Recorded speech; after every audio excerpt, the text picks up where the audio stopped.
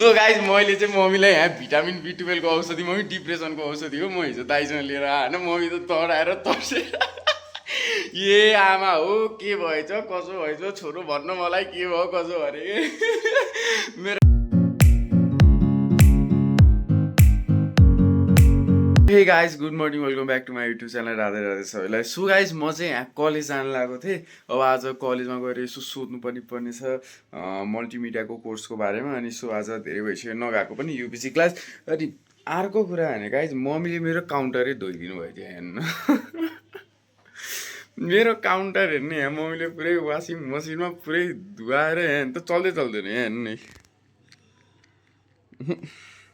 चलिगयो चल्दै चल्दैन गाइज। अब यसो लेट्सी अब एकचोटि घाममा सुकाऊँ अनि घाममा सुकेर भयो भने भएन त के अन्त गएन। अब त्यही हो यसलाई एकछिन अब यता बाल्कनीमा यता घाममा सुकाइदिन्छु अनि त्यसपछि हामी ट्याक्कै कलेजको लागि निस्किहाल्छौँ। सो गाइज मैले चाहिँ मम्मीलाई यहाँ भिटामिन B12 को औषधि मम्मी डिप्रेसनको औषधि हो म हिजो दाइसँग लिएर होइन मम्मी त तराएर तर्सेर ए आमा हो के भएछ कसो भएछ छोरो भन्न मलाई के भयो कसो अरे मेरो काउन्टर बिगारिदिएको बदला लिइसकेँ गाइज मैले। औषधि चाहिँ है चाहिँ म तपाईँलाई टक्क देखाइदिन्छु। म टक्क खान लाग्दै हेर्नु चाहिँ टक्क खान लागेको थिएँ होइन। अनि मम्मी के सोध्दै हेर्नु ट्याक्कै दिमागमा आइहाल्यो। अनि हिजो बाहिर म त्यही चटपटे खान गएको थिएँ नि त। अनि त्यसपछि मम्मीले त्यहाँ आरबी ब्यारेकमा गएर मम्मी दाइसँग डिप्रेसन अलिकति एङ्जाइटी जस्तो भयो मलाई औषधि लिएर आएको 1.5 mg गऱ्यो। मम्मी त डराएर तर्सेर ए आमा के भयो यसलाई कसो भयो अरे के अहिले चाहिँ मम्मी र म यता छतमा सुकाउन आइरहँ अनि त्यसपछि मम्मीको हाइटै भएन हेर्ने। अनि अहिले चाहिँ यहाँ मम्मी र म यहाँ लुगा छतमा सुकाउन आऊँ अनि छतमा टक्क लुगा सुकाएर अनि म उता जान्छु के अरे कहाँ जान्छु रे म कलेज जान्छु। त्यहाँ त्यसपछि टक्क भेटिहाल्छु। 12 बजेको क्लास छ गाइस 12 बजेदेखि 1 बजीसम्म टक्क जाम ल। अब मम्मी यत्रो भारी लिँदै तल जाँदै हुनुहुन्छ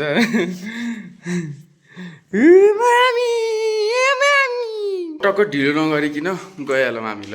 ढिलो भइसक्यो यार कलेज आइसक्यो 12 बजे क्लास 12 बजे 26 मिनट भइसक्यो। म त क्लासभित्र छिरेर पनि उपलब्धि छैन जाम कि नजाम भइरहेको यहाँ युपिसी क्लास भ्याइन। सो मैले चाहिँ कति 12 बजे युपिसी क्लास अनि कति 12:30 बजे पुगेँ क्या म त। सो म चाहिँ टिटी खेल्न आएको छु म त यहाँ युपिसी क्लासमा उता गरे छु है। आइटीदेखि यता स्टुडेन्ट सर्भिसमा स्टुडेन्ट सर्भिसदेखि फेरि आइटीमा। यहाँ चाहिँ म मल्टिमिडियाको बारेमा यसो राम्रैसँग बुझौँ भनेर हिँड्दा छु।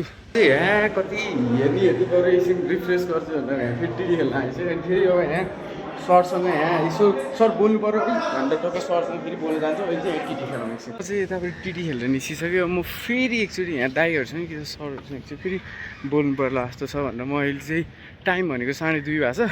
सो फेरि यतापट्टि ब्लगतिर जाँदैछु। यता चाहिँ समथिङ मल्टिमिडियाको स्टुडेन्टहरूले चाहिँ समथिङ के बनाइरहनु भएको रहेछ कि फोन टु फ्युचर समथिङ के भनिरहनु भएको थियो ट्याक्कै थाहा भएन मलाई। सो त्यहीँ दाइहरू भेटिरहेको थियो। सो अरू पनि दाइहरूसँग एक्सप्लोर गरौँ अनि त्यसपछि हामी टक्क घर जान्छ। आज युपिसी क्लास त पढिएन है। यहाँ लगभग 12 बजेर 20 मिनट समथिङमा आइपुगेको 3 बजिसक्यो यार। सोद्धा यस्तो गर्दाखेरि सो लेस त्यही हो। अब चाँचो जाम केही पानीपुरी 60 र 50 रुपियाँमा फरक हुन्छ गाइस। सो त्यही भएर 50 रुपियाँको काहीँ पाइन्छ भने चाहिँ खाम भनेर सोचिराखु। अहिले चाहिँ अब टक्क जाम कहाँ गइन्छ है। पानीपुरी आइसक्यो टक्क खानै थियो ल।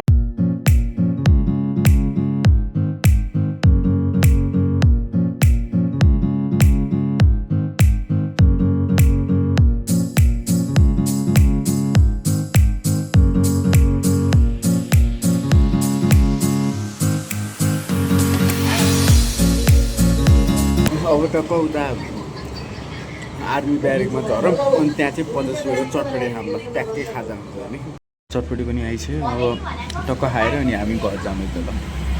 म चाहिँ अब यहाँ घर आइसकेँ घरै आइपुगिसकेँ अनि एउटा ब्याम्बो पनि लिएर आएको छु गाइज। नि यस्तो जाडो हो कि बाटोमा त ओ माई गॉड यो ज्याकेटले थाम्नै नसक्ने कि यस्तो जाडो भने। सो अहिले चाहिँ म यहाँ घर आइसकेँ अनि हेर्नु मम्मी आज त यति गऱ्यो कि कलेजमा होइन।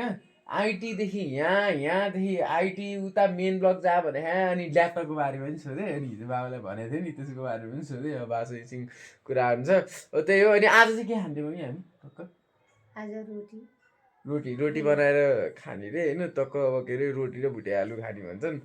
सो त्यही हो।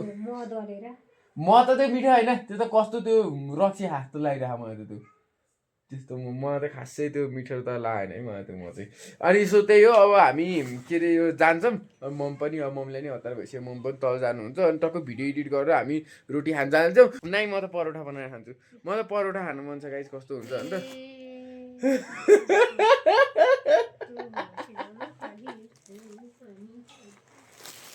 मैले 10 को यो ल्याएको थिएँ गाइस ट्याक्कै समातेन मम्मीले कस्तो लुकाइरहेको थिएँ गाइस मम्मी अलिकति एङ्ग्री मोडमा आउनुभयो म टक्क भिडियो एडिट गरिहाल्छु अहिले चाहिँ 7:22 भइसक्यो मैले चाहिँ भिडियो एडिट गरेर भइसक्यो अनि मेरो यहाँ के कन्ट्र्याक्ट साइनिङ के थियो कि स्लिन्डरबाट अनि पुरै फर्म पढेर बुझ्नुभन्दा त गाइस मैले त सिधै के अरे डकुमेन्ट बनाएर त्यसलाई मैले सिधै यहाँ च्याट जिपिटीमा हालिदिएर गाइस हेर्न सक्नुहुन्छ यहाँ पुरै मैले यत्रो दिइसकेँ ल भाइ मलाई बुझा भनेर अब टक्कै यहाँ पढाउँ त के रहेछ कसो रहेछ भनेर हेर्नु 7:22 समथिङदेखि म भिडियो हाल्न लागेको कति बजीदेखि अहिले 8:25 भइसक्यो कहिले काहीँ त मलाई यस्तो रिस उठ्छ कि गाइज होइन यति केही भएको छैन अपलोडिङ मात्रै देखाउँछ केही पनि गर्दैन कस्तो खोइ गाइज के हो होला जस्तो छैन अब भयो भने म भिडियो हाल्छु भएन भने भिडियो आउँदैन गाइज होइन 8:40 भइसक्यो म त सुत्छु म त यस्तो फ्रस्ट्रेटेड भइसक्यो कि म त के भन्ने कि होइन